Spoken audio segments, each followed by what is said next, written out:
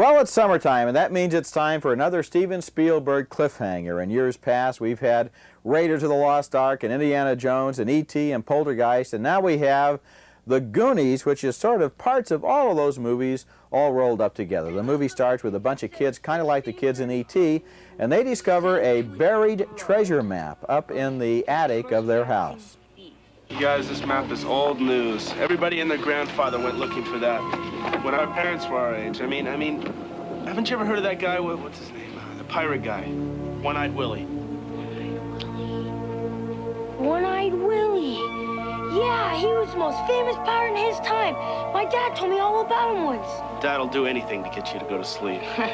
This gang calls themselves the Goonies, and they follow that treasure map down into the basement of an old building that's being used as a thieves' hideaway. So with the bad guys behind them and the treasure map leading them on, they seem to be drawn further and further into danger. What's that strange noise?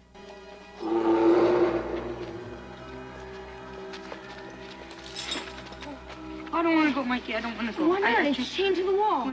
If you saw Raiders of the Lost Ark, the next scene will probably look familiar. Remember when Indiana Jones was trying to get the buried treasure, but the boulder was going to roll down on top of him and the spikes were going to skewer him?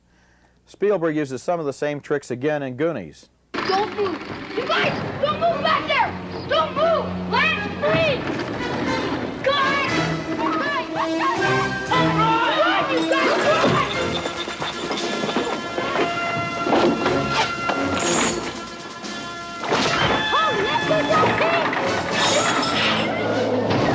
The reason these kids are called the Goonies is because they're a little bit of misfits compared to the average kids on the block. There's the kid who's a little too smart, the kid who's a little too fat, the Asian kid who's always inventing strange things, and yet, as friends, they can stick together and find the buried treasure. So that's nice. I like the Goonies.